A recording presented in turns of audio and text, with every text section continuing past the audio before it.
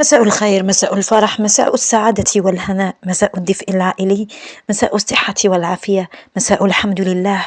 نحمده كثيرا ونشكره.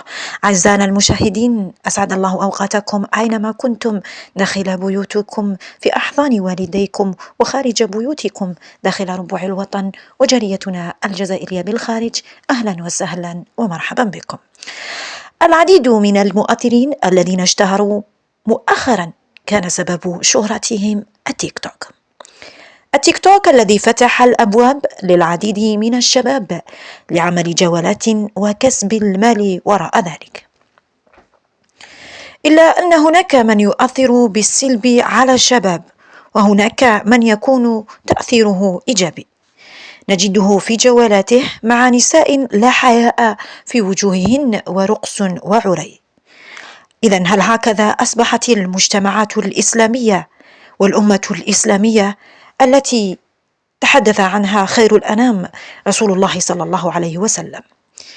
من بين هؤلاء الذين يطلقون على أنفسهم أسماء المؤثرين المعروف ببو جمعة، الذي ظهر في الآونة الأخيرة بكثرة عبر مواقع التواصل الاجتماعي، وانتشرت فيديوهاته بشدة، حيث يقول جملا لا محل لها من الإعراب في خريطة عقولنا.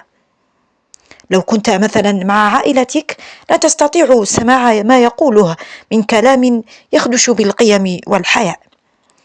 الجميع نشر هذه الأيام على مواقع التواصل الاجتماعي المبلغ الكبير الذي ربحه بو جمعة بعد عمل جولات أكسبته 2 مليار سنتيم، ليظهر بو جمعة بعدها في لايف مباشر ويقول أنه لن يتغير بسبب المال، وأنه سيبقى على طبيعته وأصله.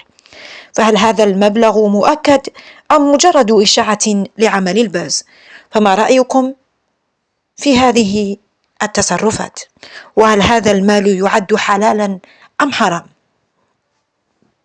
يشرفني أعزائي المشاهدين ترك تعليقاتكم أسفل الفيديو، فإن تعليقاتكم والإعجاب بالفيديو يحفزني للأمام، فنجاحي بنجاحكم وبفضلكم وفضل الله عز وجل.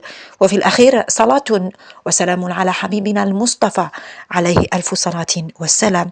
لا تنسوا الاشتراك في القناة وتفعيل جرس المشاهدة ليصلكم جديد أخبارنا كل يوم. أحبكم في الله، دمتم في رعاية الله وحفظه، وإلى اللقاء.